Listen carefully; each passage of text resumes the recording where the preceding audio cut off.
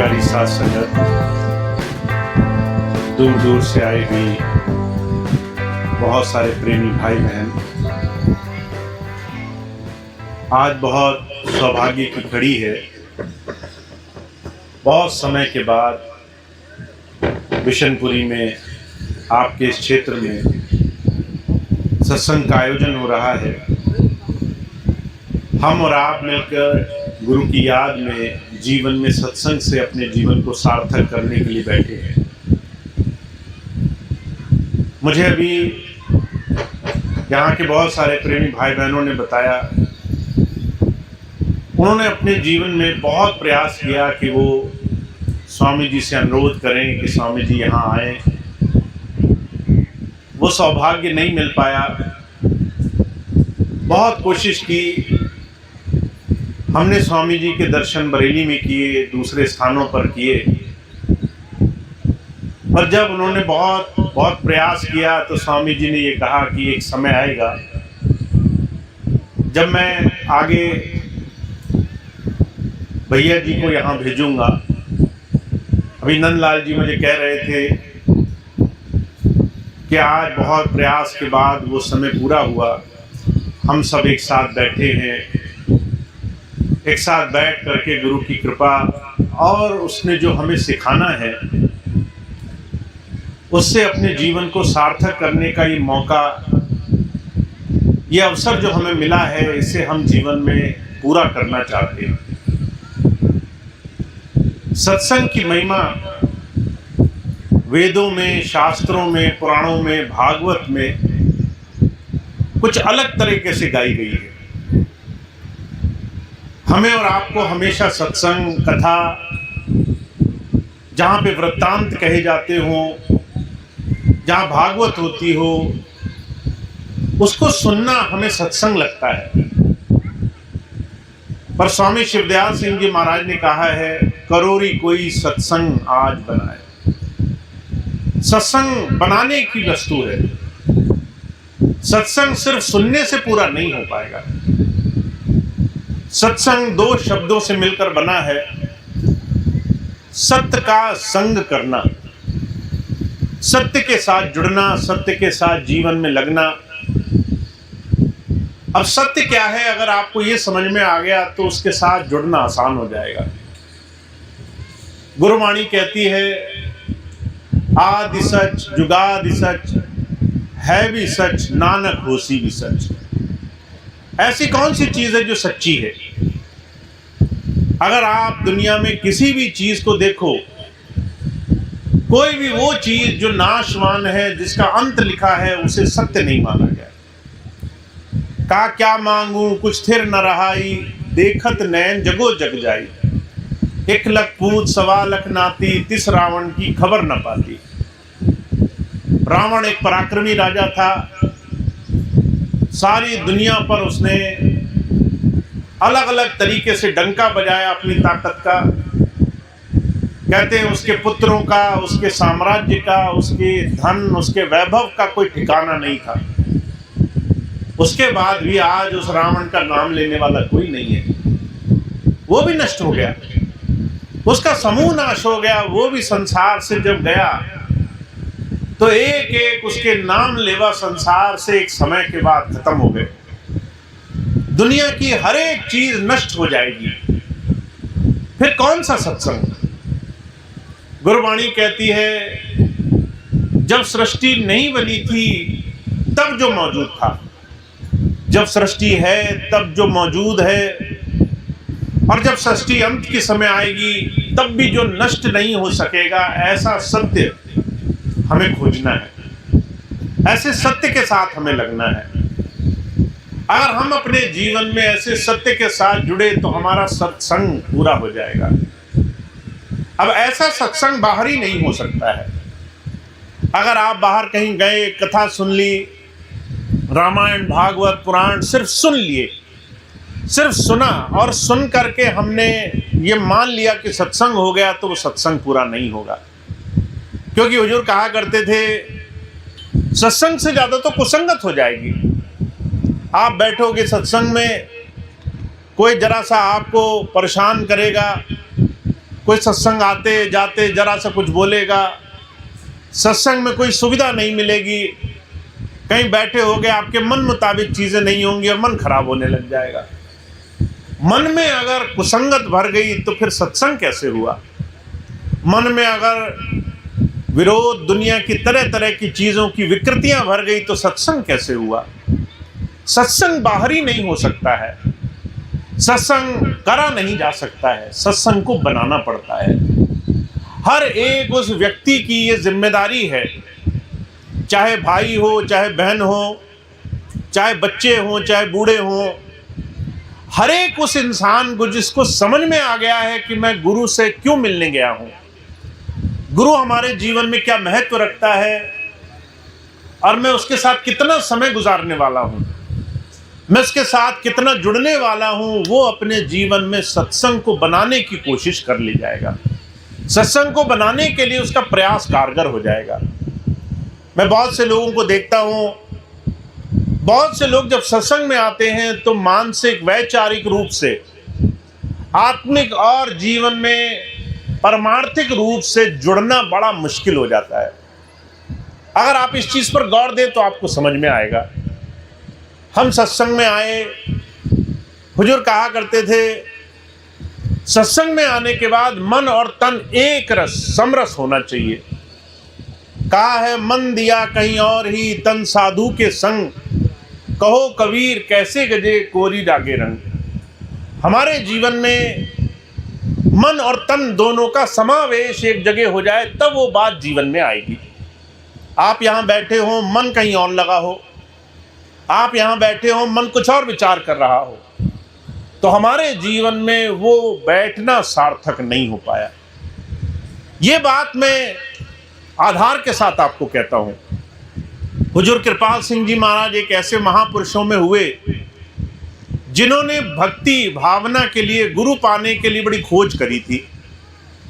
उन्होंने बचपन से गुरु ग्रंथ साहब पढ़ा, तो गुरु ग्रंथ साहब में, गुरुवाणी में एक बात कही जाती है, कहा जो विरंच शंकर सम होई, गुरु बिन भवजल तरे न कोई। अगर तुम शंकर भगवान के समान भी हो गए तप के बल से और गुरु नहीं मिला तुम्हें, तो कह रहे भवसागर से पार नहीं हो पाओगे। अब गुरुवाणी पढ़ा करते थे, कहते थे गुरु तो हमने किया नहीं, फिर हमारा कैसे उद्धार होगा। तो गुरु ढूंढने के लिए, गुरु खोजने के लिए उन्होंने जीवन में बड़े जतन किए। जगह जगह महात्माओं के पास गए, सत्संग के गए, अलग अलग महात्माओं से कहा कि मुझे ज्ञान चाहिए। कोई कुछ कहता था, कोई कुछ कहता था। तरह तरह के महात्मा सिद्ध पुरुषों के पास बैठे, उन्हें गुरु बड़ी मेहनत के बाद मिला। बाबा सावन सिंह जी महाराज मिले तो बड़ी मेहनत के बाद मिले, और जब बाबा सावन सिंह जी महाराज मिले तो उन्होंने सत्संग बनाया। हुजूर कृपाल सिंह जी महाराज कहा करते थे, जब सत्संग ब्यास डेरे में होता था, दिल्ली से वो जाया करते थे, तो महाराज जी कहा करते थे नौकरी खत्म हुई, जैसे इतवार नज़दीक आने लगता तो दिल दिमाग 24 घंटे ये सोचने लग जाता कब दर्शन होंगे महाराज जी के। 24 घंटे यही ख्याल रहता था, अब जाएंगे, ट्रेन में बैठेंगे, ट्रेन ब्यास उतरेगी, बाबा जी के पास जाएंगे, दर्शन मिलेंगे, सत्संग मिलेगा, यही ख्याल आने लग जाते थे। वो महाराज जी कहा करते थे जैसे ही इतवार नज़दीक आए मेरा पूरा तन मन ख्यालों में डूब जाए, हुजूर के दर्शनों के ख्याल में। जब मैं सत्संग जाने लगता था तो मेरी आधी सुध बुध गायब हो जाती थी, मदहोशी छा जाती थी, और जब मैं ब्यास डेरे कदम रखता था तो मेरी बाकी बची खुची सुध गायब हो जाती थी। बाबा जी कहा करते थे कृपाल सिंह छलनी है, प्रेम को कितना ही इसके अंदर भर लो ये हमेशा खाली रह जाएगा। जैसे कोई इंसान छलनी में कुछ डाले तो कुछ टिकता नहीं है, सब कुछ बह जाता है। ऐसे जो प्रेमी होता है उसे प्रेम और दर्शनों की प्यास और पाने की चाह, गुरु से क्या मिल जाएगा ये होड़ उसकी कभी खत्म नहीं होती है। उसके अंदर हुक लगी रहती है कैसे मुझे और मिलेगा। महाराज जी कहा करते थे जब तुम ऐसे जीवन में गुरु के दर्शन करोगे, जब ऐसे जुड़ोगे, जब उनके सानिध्य में बैठोगे, जब उनसे और पाने की चाहना बनी रहेगी तो तुम्हारे जीवन में सत्य पैदा होने लग जाएगा, सत्य पनपने लग जाएगा। सत्य तुम्हारे जीवन में उस दिन समझ में आएगा जिस दिन तुम्हारे अंदर से तुम्हें गुरु की कृपा होने लग जाएगी।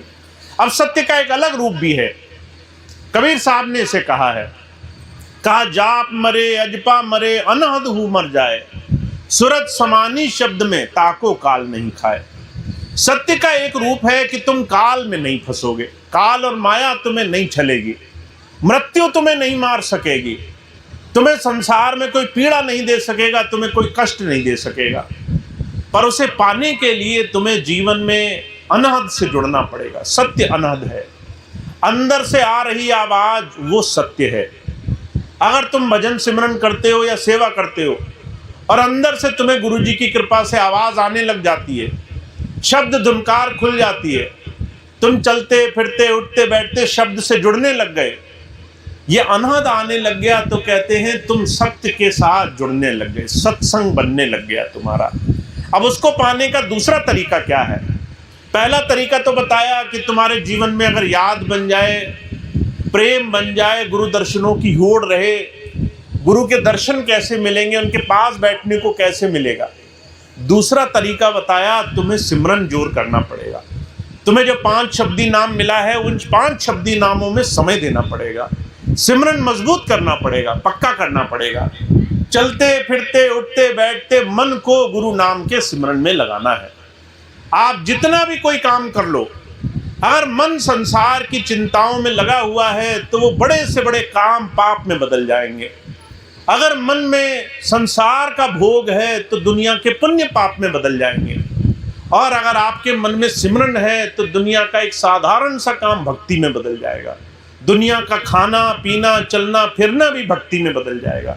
आप खा रहे हो, मन में सिमरन चल रहा है, वो भोजन भोजन नहीं रहा, वो भोजन साधना बन गई। अगर आप चल रहे हो, चलते चलते सिमरन कर रहे हो, वो चलना चलना नहीं रहा, वो भक्ति में शामिल हो गया। अगर आप थोड़ी देर बैठे हो, कुछ करने को नहीं है, तुमने सिमरन करना शुरू कर दिया, वो खाली बैठना खाली नहीं रहा, वो भक्ति में शामिल हो गया। हुजूर कहा करते थे बाबा सावन सिंह जी महाराज, संतों ने तो भक्ति को सिमरन के साथ जोड़ने को बड़ी ऊंची परिकाष्ठा दी है। अगर तुमने सिमरन मजबूत कर लिया तो तुम्हारी आखिरी स्थिति उसमें ये होगी, तुम्हारे अंदर से आवाज आने लग जाएगी, शब्द खुल जाएगा। ये शब्द सत्य है, इसका संग सत्संग है। अब इसके साथ जुड़ना और आसान है। तुम्हें चलते फिरते उठते बैठते किसी भी रूप में अगर सिमरन होने लग जाए, याद आने लग जाए, महाराज जी कहा करते थे संतों ने उस याद करे हुए समय को, उस काम को भजन में गिन लिया है। स्वामी शिवदयाल सिंह जी महाराज ने तो और ऊपर कह दिया, कहा जब जब चोट पड़ी दुखन की, तब तब डर डर भजन की यारी, देखो दया मेहर सतगुरु की, उसी भजन को मान लिया री। जब हमें सुख होता है तब तो हम परमात्मा को भूल जाते हैं। घर में शादी हो, हम जो है भूल जाते हैं कपड़े लत्ते और दूसरे शौक में। अगर घर में बच्चा हो जाए, जन्मदिन हो किसी का, कुछ और त्योहार हो, हमें जल्दी से उस प्रभु की याद नहीं आती, हमें उस गुरु की याद नहीं आती। पर हुजूर कहते हैं जब कष्ट हो जाए, परेशानी हो जाए, जब सब साथ छोड़ जाए, तब जब हमें दिखता है कोई साथ नहीं देता, तब हम उस प्रभु को याद करते हैं। द्रौपदी को जब दिख गया कि भरी सभा में कोई उसका साथ नहीं दे पाएगा, पति साथ नहीं दे पाएंगे, बड़े बड़े परिवार के कुलजन साथ नहीं दे पाएंगे, बड़े बड़े पराक्रमी पितामह जैसे लोग, कृपाचार्य द्रोणाचार्य जैसे कुल गुरु भी साथ नहीं दे पाएंगे, जब उसने देख लिया मेरा कोई साथ नहीं दे पाएगा, मेरी आबरू, मेरी जो है वो जीवन में मेरा जो भी कमाया हुआ था वो सब मेरा इस एक क्षण में नष्ट हो जाने वाला है, तब उसने उस कृष्ण को याद किया था, तब उसने अपने प्रभु को याद किया था। हुजूर कहा करते थे जब तुम दुखों में उसे याद करोगे, और दुखों में याद करने के बाद हमें अगर उस समय भी उस प्रभु की याद आ जाती है, कहते हैं उसे भी वो भजन में शामिल कर लेता है, उसे भी जीवन में साधना में शामिल कर लेता है।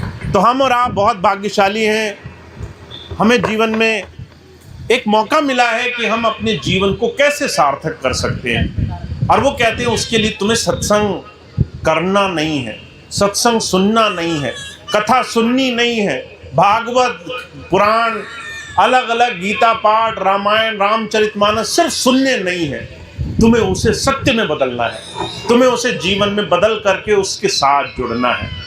और उसको जुड़ने के लिए तुम्हें अपने जीवन में कुछ काम करना पड़ेगा। तो महाराज जी कहा करते थे, हर एक सत्संगी भाई का, हर एक बहन का, हर एक बच्चे का, हर एक बूढ़े का एक दायित्व है, वो अपने जीवन में क्या करता है। हम दूसरों के लिए चाहे 1000 चीजें सोचे, पर अगर एक चीज हमें अपने लिए सोचनी है तो वो ये कि हमने आज अपने मालिक से जुड़ने का नियम बनाया कि नहीं बनाया, हमने आज उस प्रभु को याद किया कि नहीं किया। इसलिए मैं छोटी सी बात कहता हूं, हो सकता है आपका बड़ा व्यस्त जीवन हो, बड़े काम हो, बहुत सारी चीजें हो, 2 चीजें अपनी दिनचर्या में शामिल कर लो। पहली चीज, रोज सुबह उठो और सबसे पहले उस प्रभु को अपना वो पूरा दिन समर्पित करना है। मेरा पूरा दिन मेरे प्रभु को समर्पित हो जाए। आपने आंखें खोली, सारे काम बाद में करना, पहले आंखें बंद करो और कहो, हे प्रभु आज का दिन तुझे समर्पित है। आज के दिन में अगर कुछ अच्छा हो तो तेरी रजा, तू जैसे रखे वैसे मुझे रहना है। आज के दिन कुछ अनिष्ट हो जाए, हो सकता है कुछ ऐसा हो जाए जो मैंने नहीं सोचा था, घर में बीमारी पड़ जाए, मुकदमा लग जाए, कुछ तकलीफ हो जाए, किसी को दिक्कत आ जाए, कहीं कुछ नुकसान हो जाए, अगर कुछ अनिष्ट भी हो जाए तो हे प्रभु वो भी मैं तुझे समर्पित करता हूँ, अच्छा और बुरा मैं दोनों तुझे अर्पण करता हूँ। ऐसे करके आप अपने दिन की शुरुआत करना। अगर आप हर दिन की शुरुआत परमात्मा के नाम से करते हो, अपने गुरु के नाम से करते हो, हर दिन में आप पहली चीज क्या करते हो कि आपने अपने गुरु को अपना पूरा दिन समर्पित कर दिया। तो जो कहा करते थे, उस पूरे दिन की एक एक चीज की संभाल गुरु आप करता है, एक एक क्षण में वो हमारे अंग संग बना रहता है, एक एक कदम पे वो हमारे साथ लगता है और हमारे जीवन के सारे काम को आसान बनाकर रखता है। दूसरी चीज क्या करना, जब रात को सोने जाओ तो सोने से पहले धन्यवाद करके सोना, उसका शुक्राना अदा करके सोना। हे प्रभु आज जो कुछ भी हुआ मैं तेरा शुक्राना अदा करता हूँ, तूने हर एक चीज में मेरी संभाल करके रखी, हर जगह, हर पल, हर घड़ी, हर क्षण तूने मेरा हर एक काम में साथ निभाया, तेरा धन्यवाद है। महाराज जी कहा करते थे, जब हम ऐसे बनाने लग जाते हैं अपनी दिनचर्या, तब हमारा सत्संग बनने लग जाता है, तब हमारा सत्संग सार्थक होने लग जाता है। वही जीव भाग्यशाली हैं, वही जीव धन्य हैं जिन्होंने अपने जीवन में अपना ये जीवन तो सुधारा ही है, साथ साथ दूसरों के लिए भी एक बहुत बड़ा आदर्श बने हैं, दूसरों के लिए भी एक बहुत बड़ा जीवन में उन्होंने आदर्श प्रस्तुत कर दिया है। तो हुजूर कहा करते थे, एक चीज तुम्हें अपने लिए करनी पड़ेगी, अपने आप को जीवन में उस प्रभु धारा से जोड़कर जीवन बनाना पड़ेगा। दूसरी चीज तुम्हें करनी पड़ेगी, तुम्हें अपने जीवन में अपने आगे आने वाली पीढ़ियों के लिए आदर्श प्रस्तुत करना पड़ेगा। तुम्हारे आगे आने वाली पीढ़ियां तुमसे कुछ सीख सकें, तुमसे कुछ सीख करके जीवन में वो भी सही दिशा में आगे बढ़ सकें। अभी कुछ दिन पहले मुझे एक बहन मिली, कहने लगी, भैया जी मैं बहुत तकलीफ में हूँ, बच्चा 12-13 साल का है, पढ़ाई छोड़ दी उसने, गलत संगत में फंस गया, ऐसे ऐसे बच्चों के साथ बैठता है जो चोरी छुपे बीड़ी सिगरेट पीते हैं। 12-13 साल का बच्चा, धीरे धीरे शराब की लत लग गई इसको, धीरे धीरे लोगों ने इसे तरह तरह की बुरी आदतों में डाल दिया। अब ये उन आदतों से, उस लत से छूट नहीं पाता है, पढ़ाई लिखाई छूट गई, बच्चे का शरीर बेकार हो गया, बीमारियों ने घेर लिया, पूरी तरीके से ऐसी स्थिति में है 12-13 साल की जैसे कोई बहुत बीमार आदमी होता है। मैंने उस माता की बात देखी, बहुत सारे हम में और आप में से बहुत से लोग ऐसे होंगे जो ऐसी सामाजिक विकृतियों में परेशान हैं, दुखी हैं। किसी का पति शराब पी रहा है, किसी के पिता शराब पी रहे हैं, किसी के बच्चे शराब पीने लग गए, कोई और बुरी आदतों में फंस गया, तरह तरह संसार की विकृतियां, बुराइयां, झूठ सच, तरह तरह की लूट पसाट में संसार फंस गया। ये कहीं अब दूर नहीं हो रहा है, ये हमारे घरों में हो रहा है, ये हमारे जीवन में हो रहा है। हम सब लोग इसके साक्षी हैं कि हमारे चारों तरफ समाज में ये बुराइयां कितनी तेजी से घर कर रही हैं। हुजूर कहा करते थे, अगर तुम अपने आप को बनाओगे नहीं तो किसी दूसरे के लिए कैसे आदर्श बनोगे, कैसे दूसरों के लिए एक बहुत बड़ा जीवन में आदर्श प्रस्तुत कर सकोगे कि हमें और आपको जीवन में एक सही दिशा में जीवन जीकर गुजारना है। हम और आप जब तक इस दिशा में कदम नहीं उठाएंगे, तब तक हम ना अपना सुधार कर सकते हैं, न प्रभु भक्ति से अपने आगे आने वाली पीढ़ियों के जीवन में सुधार कर सकते हैं। मैं आपको एक बड़ा सुंदर उदाहरण बताता हूँ। अभी कुछ दिन पहले एक सत्संग में एक बहन आई। अब सबको पता है कि भैया जी पैर छूने से मना करते हैं, सारे सेवादार भी मना करते हैं पैर मत छुओ, दूर दूर से कहते रहते हैं पैर मत छुओ। तो बहुत से लोग इस चीज़ को समझते हैं, बहुत से लोग इस बात का आदर करते हैं कि भैया जी की बात मानने से बड़ा कुछ नहीं है, जबरदस्ती पैर नहीं छुएंगे, जबरदस्ती पैर छूने से क्या मिलेगा, तो इस बात को मानते हैं। तो एक माता आई अपनी छोटे से 2-3 साल के बच्चे के साथ। उसने देखा कि भैया जी ने पैर छूने को मना किया, तो दूर से ही उसने हाथ जोड़ करके झुक करके प्रणाम किया। और जब वो पलटकर चलने लगी तो 2-3 साल के बच्चे ने देखा गौर से माता क्या कर रही थी। उसने माता की एक एक बात को देखा। माता ने हाथ जोड़े, झुका, प्रणाम किया। जब माता पलट गई तो उस बच्चे ने अपने आप वैसे ही माता की नकल उतारी, वैसे ही झुककर प्रणाम किया। आप भी कई बार देखते होंगे, अगर आप कहीं जा करके किसी मंदिर, मस्जिद, किसी गुरुद्वारे, किसी दूसरी जगह, कहीं पूजा पाठ वाली जगह, कहीं ऐसी जगह जाके कुछ भी करते हैं तो बच्चे आपकी नकल उतारने लग जाते हैं, बच्चे वही करने लग जाते हैं जो आप करते हो। उस माता के करने के अनुसार उस बच्चे ने वैसा ही अनुसरण किया। मैंने ये सारी चीजें देखी, मुझे बड़ा खुशी हुई इस बात से। एक छोटे से बच्चे को बहुत सी चीजें जो आप बोल कर, डरा कर, धमका कर, मार पीट कर नहीं समझा सकते, कई बार उस चीज को आप खुद करने लग जाएं तो वो बच्चा देखा देखी बड़े प्यार से वो चीज करने लग जाता है। महाराज जी कहा करते थे, अगर तुम कुछ करोगे तो तुम्हारे आगे आने वाली पीढ़ियां भी वो करेंगी। अगर तुम खुद करोगे नहीं, दूसरे को तुम समझाओगे कि तुम सत्संग में जाया करो, तुम सत्संग से जुड़ा करो, तुम सत्संगी बन जाओ, तो माफ करना, हम लाख कोशिश करें, हमारे आगे आने वाली पीढ़ियां उस चीज को जीवन में धारण नहीं कर पाएंगी। मैं एक और छोटी सी आपको उदाहरण फरमाता हूं।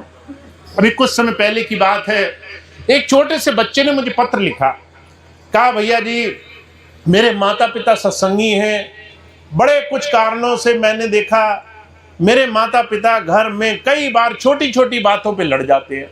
जब लड़ जाते हैं तो गुस्सा, क्रोध कई बार खत्म नहीं होता, बहुत बढ़ जाता है। इतना बढ़ जाता है कि एक दूसरे को खूब बड़ी बड़ी बातें कह जाते हैं, बड़े जो है क्रोध में बड़े अपशब्द बोल जाते हैं। कई बार मैं सोचता हूँ अगर सत्संगी ऐसे होते होंगे तो मुझे नाम नहीं चाहिए। अब उसकी बात सुनकर के मुझे बड़ा कष्ट हुआ। एक बच्चा कह रहा है मुझे नाम नहीं चाहिए, क्योंकि मैं जो नामदान वालों को देखता हूँ उसमें और मुझे आम इंसानों में बड़ा फर्क दिखाई देता है। आम इंसान बेहतर लगते हैं, सत्संगी लोग तो आपस में लड़ रहे हैं, आपस में एक दूसरे का बुरा कर रहे हैं, एक दूसरे की टांग खींच रहे हैं, तो ऐसा सत्संगी मुझे नहीं बनना है। अब उस बच्चे ने जब ये बात कही तो मुझे बड़ा कष्ट हुआ कि हम अपने आदर्श से अपने बच्चों को जो देना चाहते हैं, जो वो बोल करके बताना चाहते हैं और जो करके दिखाना चाहते हैं, जमीन आसमान का फर्क है इसमें। इसमें इतना बड़ा फर्क है कि जो हम लोगों को बनाना चाहते हैं वो बन नहीं पा रहे। इसलिए महाराज जी कहा करते थे हमारे जीवन में हमारे पास सिर्फ 2 कर्तव्य हैं। पहला कर्तव्य, तुम क्या बन गए, तुम जब आए संसार में तब क्या थे, तुम आज गुरु जी के पास आए अब तुम में क्या परिवर्तन आ गया, तुम क्या बन गए। और मैं इसको छोटे से उदाहरण से कहता हूं आपको। आप 1 साल पहले गुरु जी से मिले, तब भी आप परेशान थे। गुरु जी पड़ोसी परेशान कर रहे हैं, बहू बेटा परेशान कर रहे हैं, ननन भौजाई परेशान कर रही हैं, दूसरे 10 लोग परेशान कर रहे हैं, गाली गलौज कर रहे हैं, 10,000 लोगों की समस्याएं थी आपके जीवन में। आप 1 साल बाद आए, आपकी अब भी वही परेशानियां हैं, अब भी उन्हीं चीजों में दुखी हैं। 1 साल गुजर गया आपका, पर आपके हालत, आपकी स्थिति नहीं बदली। तो महाराज जी कहा करते थे इसकी जिम्मेदारी उठानी पड़ेगी। तुम्हें जीवन में उन तमाम चीजों को बदलना पड़ेगा जिन चीजों से तुम्हारे जीवन में कष्ट होता है। अगर कोई तुम्हारी नहीं सुनता तो तुम्हें उनको समझाने का दूसरा तरीका ढूंढना पड़ेगा। अगर तुम्हारी कोई बात मानकर राजी नहीं होता तो तुम्हें अपना आदर्श प्रस्तुत करना पड़ेगा, तुम्हें अपने जीवन से समझाना पड़ेगा। अगर कोई तुम्हारी बात नहीं मानता तो तुम्हें अगर हो सके तो अपने जीवन में एक नई दिशा पकड़ करके नया उदाहरण प्रस्तुत करना पड़ेगा। अगर आप डॉक्टर के पास जाएं, डॉक्टर आपका जख्म देखे जो चोट लग गई है, आप उसको जो है 1 साल बाद दोबारा दिखाने जाएं कि वो जख्म भरा नहीं, वो जख्म वैसे का वैसा है, वो पीड़ा वैसी की वैसी है, तो हजूर कहा करते थे, फिर हम इस बात की कल्पना कर सकते हैं, वो जो छोटी सी चोट थी वो छोटी नहीं रह जाएगी, वो बढ़ करके 1000 गुना बड़ी बन जाएगी। वो छोटी सी चीज नासूर बन जाएगी, वो चीज हमारे जीवन को खत्म करने वाला कारण बन जाएगी। तो हर उस छोटी चीज को जिसको आप बदलोगे नहीं, वो जीवन में नाश की तरफ ले जाएगी। इसलिए स्वामी जी एक बात कहते हैं, अगर आप गुरु के पास आ गए तो 2 चीज ही करने योग्य है।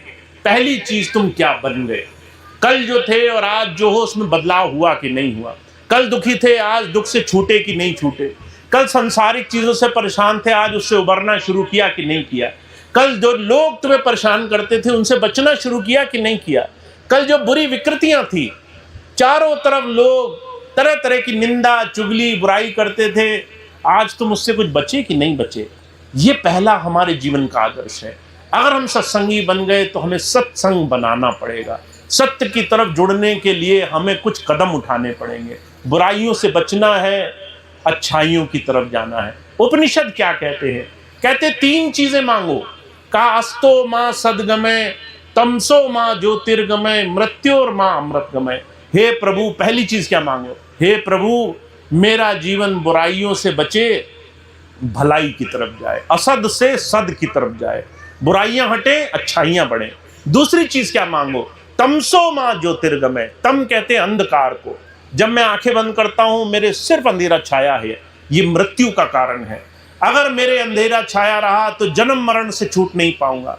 हे प्रभु मुझ पे इतनी कृपा करो, मेरे अंदर प्रकाश हो जाए, मेरे अंदर नाम प्रकट हो जाए, मेरे अंदर गुरु प्रकट हो जाए। तीसरी चीज क्या मांगो, मृत्योर माँ अमृतगमय। मृत्यु ना सताए मुझे, मुझे अमृतत्व मिल जाए, मेरा जीवन परिवर्तन हो जाए। मुझे कहा करते थे, महात्मा बुद्ध के जीवन की बहुत सुंदर घटना आती है। उनका एक बहुत सुंदर शिष्य था, पूर्ण उसका नाम था। पूर्ण गुरुजी के पास रहता था, गुरुजी की सेवा करता था, गुरुजी की बात के अनुसार चलता था। गुरुजी के अगर कहते दिन है तो दिन बोलता था, गुरुजी कहते थे रात है तो रात बोलता था। एक दिन गुरुजी समझ गए पूर्ण अब संपूर्ण हो चुका है, पूरी तरह तैयार हो चुका है, अब इसको बाहर भेजना है। गुरुजी ने एक दिन पूर्ण को बुलाया, कहने लगे पूर्ण तुम्हारी सेवा पूरी हो गई, अब तुम आश्रम में नहीं रह सकते, तुम डेरे में नहीं रह सकते, तुम्हें आश्रम छोड़कर जाना होगा, तुम्हें जा करके लोगों में गुरु का संदेश कहना होगा। जब जाओ तो लोगों को सत्संग सुनाना होगा, सत्य से जोड़ना होगा। तो पूर्ण कहने लगा, महाराज मैं तो बड़ा गरीब सा, नादान सा, मैं तो बड़ा अभागा सा व्यक्ति हूँ, मेरी कौन सुनेगा, मैं कहीं जाऊंगा तो मेरी कौन समझ लेगा, मेरी बात कौन मान लेगा। तो उन दिनों पटना बिहार उस क्षेत्र में जहाँ पर महात्मा बुद्ध रहा करते थे, उस समय वहाँ बड़ा अंधकार था, बड़ा जो है अधोगति थी, तरह तरह की बातें होती थी। उस समय पूर्ण ने ये कहा कि कोई भी मेरी बात सुनेगा नहीं, उसका खंडन मंडन करेगा। तो महात्मा बुद्ध ने कहा तुम 3 बातें मेरी उसका जवाब दो, अगर तुमने 3 बातों का जवाब दिया तो मैं जान जाऊंगा तुम तैयार हो कि नहीं हो। तो गुरुजी ने 3 सवाल पूछे।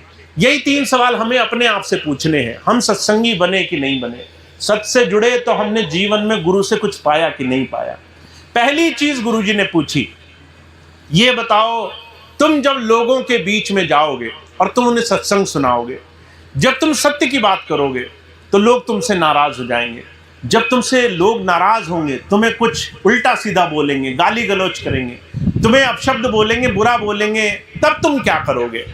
तो पूर्ण ने बड़ा सोचा, सोच के कहने लगा गुरुजी मैं क्या कर सकता हूँ, मैं अकेला इंसान, इतने सारे लोग होंगे, अगर मुझे गाली देंगे तो मैं तो उनका कुछ कर नहीं सकता।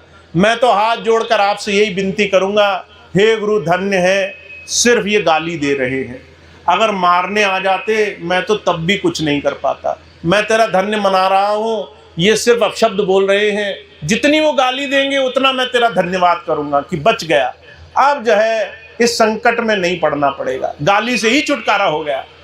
गुरुजी कहने लगे बहुत अच्छा, दूसरा सवाल ये बताओ अगर लोग तुम्हें मारने आ जाएं, पीटने लगे तुम्हें आकर के, तब क्या करोगे। तो पूर्ण हाथ जोड़कर कहने लगा महाराज मैं तो धन्य मनाऊंगा, हे गुरु मैं अकेला, ये 1000 ये मुझे मारने आ गए, पीट रहे हैं, पर कम से कम जान से तो नहीं मार रहे, जान से मार देते तो मैं क्या करता, मैं तो अकेला हूँ, ये इतने सारे हैं, मैं तो आप ही का धन्य मनाऊंगा, हे गुरु तुमने मुझे बचा के रखा है। गुरु जी बड़े खुश हो गए।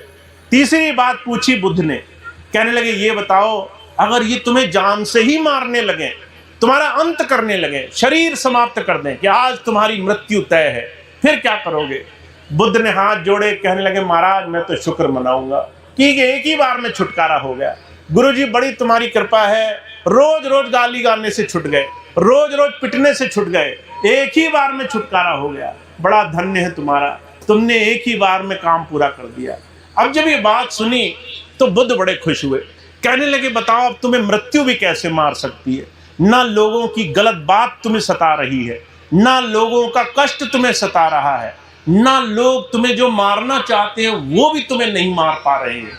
ऐसा कोई विजयी बन जाए तो उसको संसार में कोई दुख नहीं दे सकता है। स्वामी जी हमें यही बनाना चाहते हैं। जब कोई तुम्हें बुरा बोले तो समझो तुम्हें बुरा लगेगा नहीं, जब कोई तुम्हारा बुरा करना चाहे तो तुम्हारा अनिष्ट होगा नहीं, जब कोई तुम्हें जान माल का भी न कष्ट पहुंचाना चाहे तो भी तुम्हारा तिल बराबर कुछ बिगड़ेगा नहीं, अगर तुमने समर्पण रखा, इस तरह का गुरु की तरफ भाव रखा। हुजूर कहा करते थे ऐसा हो जाना है पहले कि हमारे हृदय में गुरु बसा रहे, हम इतना उसके बन जाएं, इतना जीवन बदल लें कि दुनिया हमारे साथ कुछ भी करना चाहे, हमें सिर्फ अपने मालिक पे भरोसा हो, हमें इस बात का भरोसा हो कि उसके रहते हम जीवन में अजय हैं, हमें कोई कुछ कर नहीं सकेगा। तो आप और हम बहुत भाग्यशाली हैं, हमें जीवन में सुंदर मौका मिला है। पहली चीज़ हमें बन जाना है, अच्छा नेक गुरु की कृपा से एक ऐसा सत्संगी बनना है जिसको देखकर दूसरे हमारे पास बैठने की कामना करें। मुझे स्वामी जी की एक बात बड़ी अच्छी लगती है। स्वामी जी कहा करते थे अगर तुम सच में प्रेमी हो तो उसकी एक छोटी सी पहचान है, जब किसी को तुम अपनी तरफ आता देखो और उस आदमी की आंखों में चमक देखो तो समझ लेना तुमने कुछ कमाया है। अगर तुम किसी के घर जाओ और तुम्हें घर आते हुए देखकर लोग खुश हो जाएं कि अरे बहुत अच्छा व्यक्ति आ गया, आंखों में चमक आ जाए, तो समझ लेना तुमने कुछ कमाया है। नहीं तो अगर किसी के घर में रिश्तेदार जाते हैं तो लोगों के मुंह चढ़ जाते हैं, लोग सोचते हैं अरे ना जाने कितने दिन रुकेगा, कहीं ज़्यादा न टिक जाए, ज़्यादा दिन रुक गया तो बड़ा परेशानी हो जाएगी। स्वामी जी कहा करते थे अगर तुमने कुछ कमाया है तो लोगों के हृदय मन तुम्हारे लिए खुल जाएंगे, उनके अंदर तुम्हारे लिए पूछ हो जाएगी। और अगर तुमने कुछ नहीं कमाया तो लोग मुंह पे तुम्हारी बड़ाई करेंगे, पीठ पीछे लोग तुम्हारी बुराई करेंगे। तो ऐसा बनाना गुरु हमें चाहता है, तुम अंदर और बाहर से इतने हो जाओ कि लोग तुम्हें देखें और तुम्हें पास बिठाने की कामना करें, तुम्हारे पास बैठने की कामना करें। ये करने के लिए तुम्हें एक काम और करना पड़ेगा, पहले ही करना पड़ेगा, पहले दम से करना पड़ेगा। वो क्या कि तुम्हें परहित करना पड़ेगा। तुम दूसरों को क्या देना चाहते हो, पहले दूसरों का सोचो, अपने से पहले दूसरे का सोचो। अगर तुम्हें रोटी मिली, सामने कोई भूखा है, तुम आधी रोटी दे सकते हो कि नहीं दे सकते? अगर कोई दुखी है तुम उससे मीठी बात कह सकते हो कि नहीं कह सकते? अगर कोई कष्ट में है कम से कम तुम उसको थोड़ा ढांढस बंधा सकते हो कि नहीं बंधा सकते? महाराज जी कहा करते थे सत्संगियों में और गैर सत्संगियों में यही पहचान होती है। गैर सत्संगी जिसने कभी गुरु की शरण नहीं पाई वो स्वार्थी रहेगा, सिर्फ अपना घड़ा भरने की सोचेगा। और जो सत्संगी है वो हमेशा सोचेगा मेरे साथ साथ तेरा भी भला हो जाए, मेरे साथ साथ तेरा भी भला हो जाए। तो गुरु नानक देव जी महाराज ने इसी बात को बड़ा जोर देकर कहा है, नानक नाम चढ़दी कला तेरे भाणे सरबद्दा भला। नानक कहते हैं मेरे चढ़ पर गुरु नाम की कला मेरे जीवन में है और उससे मैंने क्या चीज़ पाई, मैं सबका भला चाहता हूँ, सबका भला हो, सबका कल्याण हो, सब जीवन में आगे बढ़े, सब मालिक से जुड़े, जीवन सबका अमृतमय हो। तो आप और हम बहुत भाग्यशाली हैं। स्वामी जी हमें बहुत सुंदर जीवन जीना सिखाना चाहते हैं, पर हमें ये नहीं मानना चाहिए कि एक सत्संग में आने से वो काम हो गया। आप सत्संग में आए, बैठे और काम हो गया। ये तो सिर्फ सत्संग सुना है आपने, इस सत्संग को अभी बनाना है। इसको बनाने के लिए हमारी और आपकी एक जिम्मेदारी है। हर रोज नाम कमाना है, हर रोज सेवा से जुड़ना है, हर रोज गुरु नाम से जीवन को सुंदर बनाने के लिए प्रयत्न करना है। तो आप और हम जीवन को ऐसा सुखमय सुंदर बनाएं, इसके लिए हमने और आपने जीवन पाया है। तो इसके लिए जो भी प्रेमी सही मायनों में जीवन में मेहनत और अभ्यास करता है वो गुरु को बड़ा प्रिय हो जाता है। मैं हमेशा एक बात कहता हूँ, आप एक बार मेरे पैर नहीं छुओगे मुझे दुख नहीं होगा, पर अगर आपने मेरी बात सुनी और अनसुनी कर दी कि अरे कोई बात नहीं, इस बात को मान के क्या होगा, तो समझ लो गुरुजी को फिर उससे ज़्यादा दुख किसी बात का नहीं होता। जब आप गुरु की बात मानने लग जाते हो तो सबसे बड़ा सम्मान देने लग जाते हो, सबसे बड़ा गुरु की बात को आदर देने लग जाते हो। तो गुरु की बात को आदर देना है, गुरु की बात को हृदय में बसाने, उस पर चलने का हिम्मत बनानी है। कैसे हम गुरु की बात से जीवन जी सकते हैं? तो हमें सिर्फ एक बात ध्यान रखनी है, सत्संग तब बनेगा जब गुरु की बात हर रोज पालन कर सके ऐसी हिम्मत करोगे, ऐसी अपने जीवन में दृढ़ संकल्प रखोगे, ऐसी प्रतिज्ञा लोगे, ऐसा मन में जीवन में संकल्प साधोगे। तो संकल्प साधना बड़ा जरूरी है, व्रत लेना बड़ा जरूरी है। जीवन में संकल्प के बिना कोई काम नहीं हो सकता है। तो आप जो भी सुनो, और मैं एक ही बात कहता हूं, आज जो सुना सत्संग में, कोई भी बात अच्छी लगी, 2 अच्छी बात पकड़ लेना, 2 अच्छी बात गांठ बांध देना और कहना एक अगला महीना, आज की तारीख से पूरा अगला 1 महीना में करके देखूंगा। जो भी 2 बातें अच्छी लगी हो, तुम्हें अच्छी लगी कि मुझे सत्संग बनाना है, तुम्हें अच्छी लगी मुझे अनहद से जुड़ना है, तुम्हें ये बात अच्छी लगी मुझे जीवन में नेक पाक पवित्र बनना है, मुझे अपने बच्चे परिवार के लिए एक आदर्श बनना है, कोई भी बात अच्छी लगी, गांठ बांध लो, 1 महीना उसको धारण करके देखो और आप देखेंगे कैसे जीवन में आप अपने आगे आने वाली पीढ़ियों के लिए, अपने एक एक प्रियजन के लिए, गुरु के लिए एक सच्चे सत्संगी के रूप में उभरते हैं। अभी 1-2 दिन पहले की बात है, हल्द्वानी में सत्संग था, हम वहाँ पहुँचे, शाम को बैठे थे, आप जैसे प्रेमी भाई बहन बैठे थे। एक बहन कहने लगी मेरा बच्चा पढ़ता नहीं है भैया जी, कैसे पढ़ेगा? मैंने कहा तुम्हें कुछ करना पड़ेगा इसके लिए। कहने लगे हम तो बहुत नाराज़ हो जाते हैं, गुस्सा हो जाते हैं, जब बहुत चिढ़ जाते हैं कि पढ़ता नहीं है तो हाथ पैर छूट जाता है, गुस्से में मारने लग जाते हैं। मैंने कहा तुम्हें लगता होगा कि तुमने जब भय दिखाया तो ये पढ़ेगा, भय दिखाने से ये पढ़ेगा नहीं, ये दबेगा, और जब ये दबेगा तो ये अपना क्रोध, गुस्सा, अपनी सारी बातें अंदर दबा के रखेगा। एक दिन समय आएगा जब तुम कमजोर हो जाओगे और ये मजबूत हो जाएगा, उस दिन ये ताकत दिखाएगा, उस दिन ये तुम्हारी नहीं सुनेगा, उस दिन तुम कहोगे कि हमारे बच्चे हमारी नहीं सुनते। वो इंतजार कर रहा था कब तुम कमजोर पड़ोगे और वो तुम पे अपनी ताकत दिखाएगा। तो हमें जीवन का सही मूल्य समझना है। तो वो कहने लगी मैं क्या करूं? मैंने कहा तुम थोड़ा समय दिया करो इसे। तो उसने कहा क्या करना है? मैंने कहा रोज अपने बच्चे को 5 मिनट का समय दो और उसे कोई अच्छी कहानी सुनाया करो, ऐसे इंसान की जिसने जीवन में मेहनत की, श्रम किया और जीवन में उसने जीवन में कुछ प्राप्त करके दिखाया। और हर रोज इससे एक बात पूछा करो, इसे बनना क्या है, हर रोज पूछा करो। कभी ये कहेगा डॉक्टर बनना है, कभी कहेगा ये वकील बनना है, कभी कहेगा मुझे सेना में जाना है, कभी कहेगा मुझे सेवा करनी है। हर रोज इसके भाव बदलेंगे, तुम घबराना मत, बस हर रोज पूछती जाना।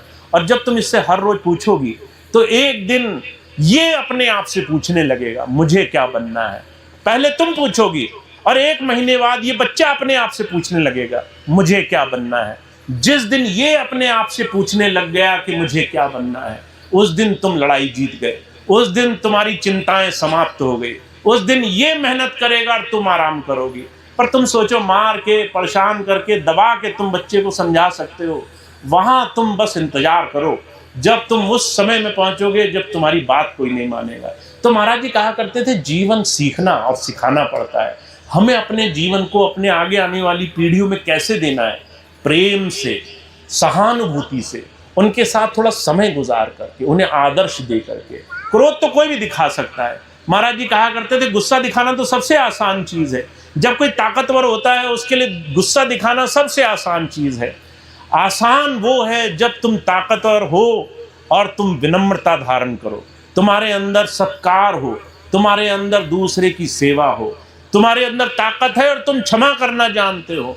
अगर तुम्हारे अंदर ताकत है और तब तुमने किसी को सही रास्ता दिखा दिया तो जीवन में बहुत बड़ी सीख तुमने गुरु से सीख ली।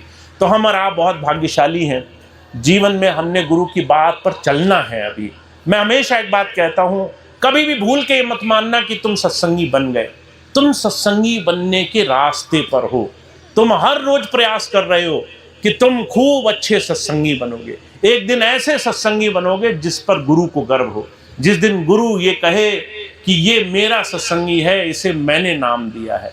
तब तक खूब प्रेम भाव से गुरु के रास्ते पर चलना है। तो आप और हम बहुत भाग्यशाली हैं, स्वामी जी का रास्ता मिला है। अब खूब डटकर मेहनत करनी है, खूब प्रेम से गुरु की बात पर चलकर दिखाना है। एक एक भाई, एक एक बहन, एक एक माता, एक एक बच्चा जीवन में गुरु के रास्ते पर चले, ये हमारा आदर्श होना चाहिए, ये हमारे जीवन का लक्ष्य होना चाहिए। तो इतनी बात स्वामी जी की थी जो मैंने आज आपकी सेवा में रखी। आप इस पर चले, इस पर लाभ उठाएं, इससे जुड़ करके जीवन में बहुत जीवन में बदलाव लाने की कोशिश करें। एक आखिरी बात मैं बताकर अपनी बात समाप्त करूंगा। आपको पता है, हम सभी भाई बहन जो सत्संग से जुड़े हैं, सत्संग से जुड़ने के साथ साथ हमारे 2-3 दायित्व और भी हैं। उन दायित्वों का भी हमें उतनी ही मेहनत से निर्वाह करना है। अभी कुछ दिन पहले की मैं बात बताता हूँ आपको। बरेली मणिनाथ आश्रम पे सत्संग हुआ। जब सत्संग हुआ तो बहुत सी माताएं मैंने हमारी वो आई और आ करके मैंने देखा, अगर 10 महिलाएं या 10 भाई आए तो उसमें से 8 महिलाएं, 8 भाई बहन ऐसे थे जो ये कहते थे कि हम शरीर से बहुत दुखी हैं, शरीर में बड़ा रोग लगा है। मैंने ऐसी ऐसी माताओं को देखा जिनकी 40-50 साल की उम्र और उनको तरह तरह की बीमारियां लगी हैं। शरीर में वजन बढ़ गया, पैर भारी हैं, चलना फिरना मुश्किल है, सूजन है, तरह तरह की पीड़ाएं, दर्द सता रहे हैं। उन्हें जो है गठिया हो गया, किसी को थायराइड हो गया, किसी को बीपी की समस्या है, किसी को शुगर की समस्या है। अभी कल मैं एक लड़के से मिला, 38 साल की उम्र, उसको जो है शुगर की समस्या हो गई। शुगर इतनी भयंकर कि वो बिना शुगर की दवाई लिए अपने आप को, अपने जो है शरीर को चला नहीं पा रहा है। शरीर का वजन घट गया, बीमारी ने जकड़ लिया। ये सब हमारे शरीर में हो रहा है। 35 साल की उम्र से ही हम बीमार पड़ना शुरू हो गए, इतनी समस्याएं हो गई। मैं आपको याद दिलाना चाहता हूँ वो समय जब हमारे पूर्वज, हमारे दादा परदादा, वो 70, 80, 90 साल तक किसी को बीमारी नहीं हुआ करती थी। ऐसे ऐसे हमारे घर के पूर्वज जो है 100-100 साल तक जी जाते थे। ऐसे ऐसे हमारे पूर्वज जो 80-90 साल तक मेहनत मजदूरी, खेत खलियानी किया करते थे। अभी कुछ दिन पहले मैं गया बाहर, तो जो है बाहर, भारत से बाहर एक ऐसे देश में गया जहां मैंने एक ऐसे बुजुर्ग को देखा जिसकी उम्र 88 साल की थी। वो पेड़ पर चढ़ा हुआ था और पेड़ की टहनी काट रहा था। जब वो नीचे आया, मैंने उससे पूछा कि आप 88 साल के, आपको डर नहीं लगता? इतनी ऊपर चढ़ गए, गिर गए, चोट लग गई, हड्डी टूट गई, क्या होगा? कहने लगे कि जो होना है वो होगा, पर अगर मैंने हिलना डुलना करना छोड़ दिया तो समय से पहले मर जाऊंगा। उसकी विचारधारा क्या थी? अपने काम खुद करने हैं, अपने काम खुद निपटाने हैं। एक बुजुर्ग भाई, एक बुजुर्ग माता, वो बुजुर्ग बहन जो अपना भार किसी ऊपर छोड़ती नहीं है, जो अपनी मेहनत करती रहती है, जो श्रम नहीं छोड़ती है, उसको बहुत लंबा जीवन दान मिलता है। पर उसके बावजूद भी हम देखते हैं 2 चीज़ें हमारे जीवन में बहुत खास हैं। तो अभी कुछ दिन पहले जब मैंने ऐसे बहुत से भाई बहनों को देखा तो मैंने अपने एक प्रेमी सत्संगी भाई थे, वैद्य, वो जो है बहुत बड़े आयुर्वेद के प्रकरण पंडित, मैंने उनसे पूछा, ना ये शराब पीते, ना ये जो है नशे करते, ना ये बुरी आदत करते, तो ये सत्संगियों की हालत ऐसे कैसे होने लग गई? उन्होंने कहा, भैया जी, भारत में एक बहुत बड़ी समस्या है जिसका निदान हम खोजना नहीं चाह रहे। भारत का भोजन स्वादिष्ट है, भारत का भोजन पौष्टिक नहीं है। भारत जो भोजन करता है, हम और आप जो भोजन खाते पीते हैं, वो भोजन हमारे शरीर के अनुकूल तो है, पर जिस तरह से हम खाते पीते हैं वो भोजन विष बन जाता है। तो मैंने पूछा, आप खुल के समझाइए। उन्होंने कहा, कोई भी चीज अगर संतुलित मात्रा में की जाए तो वो अमृत है, जरूरत से ज्यादा की जाए तो वो नुकसान देती है। अब ये बात जब उन्होंने कही तो मैंने थोड़ा सा देखा सुना, मैंने एक शोध पढ़ा तो उसमें एक बात कही गई कि हर एक इंसान के पेट में 800 ग्राम की थैली होती है। 800 ग्राम की थैली में अगर आप 1 किलो अनाज भरोगे तो क्या होगा? वो फटने लग जाएगी। अगर 1 किलो से ज़्यादा भरा, 2 किलो भरा, तो क्या होगा? वो फट जाएगी। और जब फट जाएगी तो जो भी सामान रखोगे वो ज़मीन पर, बाजार में, सड़क पर ही फैल जाएगा। यही हमारे और आपके पेट की स्थिति है। सारी बीमारियां पेट से शुरू होती हैं। जब हम भोजन को अपनी ज़रूरत से ज़्यादा करते हैं, जब भोजन को हम लालच में करते हैं, जब भोजन को हम आतिथ्य में करते हैं, कई बार हम मेहमान नवाजी में बहुत ज़्यादा खा पी जाते हैं, लोगों ने दिया तो खा लिया, हमने ज़्यादा बना लिया तो खा लिया, ज़्यादा स्वाद बना तो खा लिया, अगर जो है मनपसंद बन गया, अगर बाहर से अच्छी चीज़ ले आए तो खा लिया। कई बार लोग ऐसे सुबह से लेकर शाम तक 6-6, 7-7 बार भोजन करते हैं। सुबह चाय पिएंगे, सुबह नाश्ता करेंगे, फिर चाय पिएंगे, फिर खाना खाएंगे, 6-6, 7-7 बार भोजन करते हैं। तो उन्होंने कहा कि आप अगर ज़रूरत से ज़्यादा भोजन करेंगे तो नुकसान होगा। भोजन अगर आप पौष्टिक करेंगे तो लाभ है। अगर उसको आप खूब स्वादिष्ट बनाने के चक्कर में उसकी जान ले लेंगे तो वो भोजन आपको स्वस्थ नहीं करेगा। अभी कल परसों मुझे एक भाई मिले, वो कहने लगे भैया जी मैं शुगर से बहुत परेशान हूँ, दवा जो है खाने से भी लाभ नहीं हो रहा। तो मैंने कहा कि तुम भोजन को मार देते हो, इसलिए तुम्हारा शरीर बेजान होता जा रहा है। तो उन्होंने मुझसे पूछा इसका क्या मतलब हुआ। मैंने कहा आप सब्जी लाए और सब्जी को खूब उबाला, खूब भूना, खूब तला, खूब उसमें मसाले डाले, उसकी मृत्यु कर दिया आपने पूरी तरह से।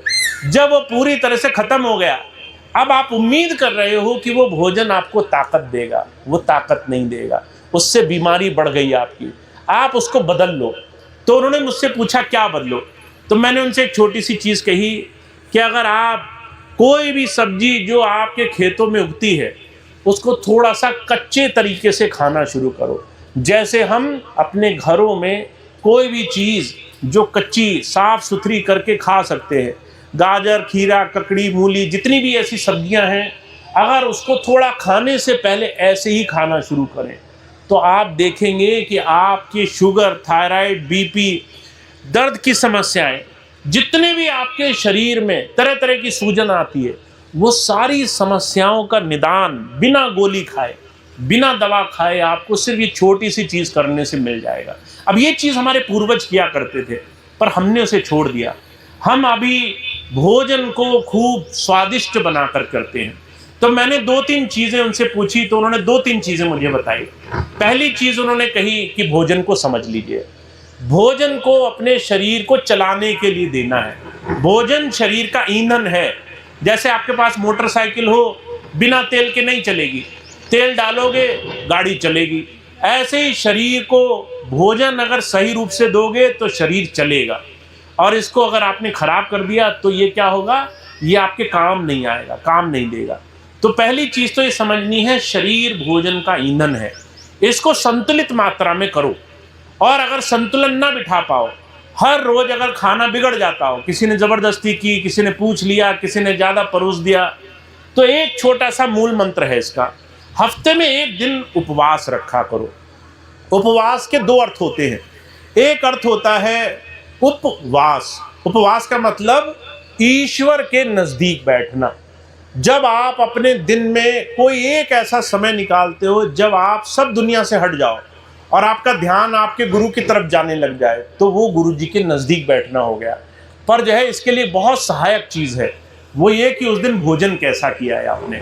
तो जब आप खाना खा के भजन करने बैठोगे, मैं उदाहरण देता हूँ, आप रात को आए घर पे, आपने भरपेट खाना खाया, फिर आप भजन करने बैठ गए, तो आप देखेंगे आपको आलस आएगा, नींद आएगी, जमाई आएगी, आप भजन नहीं कर पाओगे, बहुत जल्दी आपको थकान लगने लगेगी।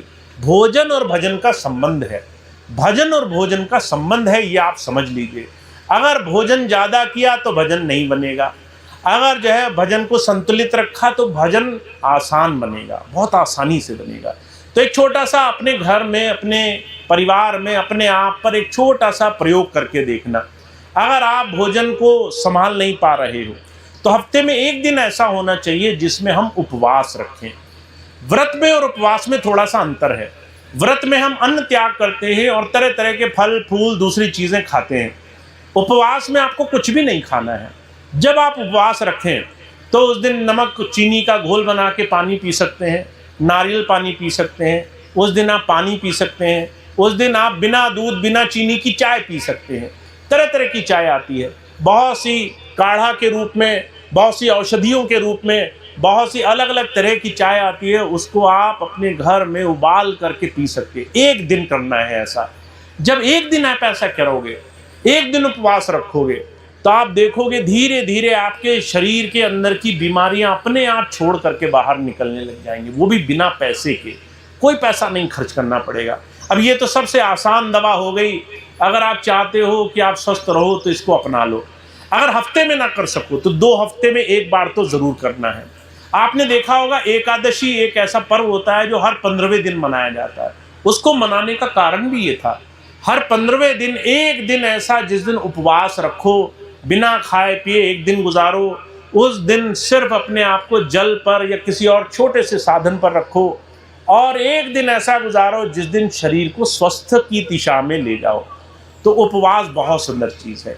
दूसरी चीज़ आप क्या कर सकते हैं, मैंने अभी आपको बताया, भोजन को आप कोशिश करें, इस भोजन को आप सही तरीके से समझ लें, इसी से आप निरोगी हो जाएंगे। तीसरी चीज़ और सबसे ज़रूरी चीज़ अगर अभी जाकर कर सकते हैं तो कुछ सफ़ेद चीज़ों का आपको त्याग करना है। मैंने एक छोटा सा नियम अपने लिए बनाया, लगभग 1 साल हो गया है, मैं वो नियम पूरी तरह से पालन करता हूँ। 5 सफ़ेद चीज़ें जो मैं इस्तेमाल नहीं करता, उन सफ़ेद चीज़ों को मैंने अपने खाने पीने में इस्तेमाल नहीं करता। सफ़ेद नमक, सफ़ेद चीनी, कोई भी सफ़ेद आटा, चाहे गेहूं का आटा हो, चाहे मैदा हो, चाहे कोई भी बारीक पिसा हुआ आटा हो, जिसकी कोई भी सामग्री बन रही हो, सफ़ेद आटे के बने की कोई भी सामग्री, सफ़ेद चावल और सफ़ेद दूध, ये 5 चीज़ें ऐसी हैं जिसका मैं उपयोग नहीं करता। अब सफ़ेद नमक की जगह आपके पास विकल्प हैं, सेंधा नमक, काला नमक, एक जो है हिमालयन सॉल्ट करके आता है वो इस्तेमाल कर सकते हैं। सफ़ेद चीनी की जगह गुड़, खांड, बूरा, तरह तरह की चीज़ें, शक्कर, हज़ारों चीज़ें हैं जिसका आप इस्तेमाल कर सकते हैं। ये अच्छी भी हैं, स्वास्थ्यवर्धक भी हैं। सफ़ेद आटे की जगह आप, हमारे भारत में हर एक मौसम में अलग अलग तरह के अनाज होते हैं, ज्वार, बाजरा, मक्का, अलग अलग तरह के अनाज होते हैं, इसको आप भोजन में रोटी की तरह इस्तेमाल कर सकते हैं। सफ़ेद चावल की जगह आप कम चावल इस्तेमाल कर सकते हैं, मिलेट्स का इस्तेमाल कर सकते हैं। और आखिरी चीज़, जो भाई बहन दूध पीने के शौकीन हैं, उन्हें बहुत ध्यान देना है कि अगर अपने ही घर में किसी जानवर, पशु का हो तो आप कोई अच्छी चीज़ इस्तेमाल कर रहे हैं। अगर आप बाज़ार से ख़रीद कर लाते हैं तो संभवतः आप तरह तरह की मिलावट का सामान पी रहे हैं। ऐसी चीज़ जिसमें दूध की एक बूंद नहीं होगी और आप दूध समझ करके उसे अपने लिए अच्छा मान करके पी रहे होगे। तो ये 5 चीज़ें ऐसी हैं जिसको आप फ़ौरन बदल सकते हैं। नमक बदल सकते हैं, चीनी बदल सकते हैं, आटा बदल सकते हैं। ये 3 चीज़ें तो अभी बदल सकते हैं और ये 3 चीज़ें बदलते ही आपके स्वास्थ्य में, शरीर में, दर्द में, शरीर के तरह तरह की सूजन में आराम होने लग जाएगा। तो ये कुछ चीज़ें हैं, जीवन में अपनाइए, इससे जीवन को बनाइए ताकि जीवन में आपको लाभ मिले। ये स्वामी जी की थोड़ी सी बात थी जो मैंने आज आपकी सेवा में रखी। आप सबका बहुत बहुत धन्यवाद है। इतनी गर्मी में, इतनी परेशानी में, चारों तरफ जहाँ लोग घर में बैठे हुए हैं, पेड़ों के नीचे छुप छुपा कर बैठे हुए हैं, हमारे प्रेमी सत्संगी भाई बहन ऐसे हैं जो न सुख देखते हैं न दुख देखते हैं। जब गुरु की याद आई, जब गुरु जी से जुड़ना है तो सारे कष्ट, सारी परेशानियां किनारे रख करके वो सत्संग में आकर बैठते हैं। इसके लिए आपका बहुत बहुत आभार। स्वामी जी खूब दया करें आप पर, आप जीवन में उनकी चरणों में जुड़ें, उनसे खूब खूब जीवन में उस गुरु धारा से जुड़ करके लाभ उठाएं। अब आज का कार्यक्रम समाप्त होगा, अभी एक प्रार्थना हम लोग करेंगे, उसके बाद आज का कार्यक्रम समाप्त होगा। अभी संजीव भाई से मैं अनुरोध करूंगा आगे की सूचना आपको दें।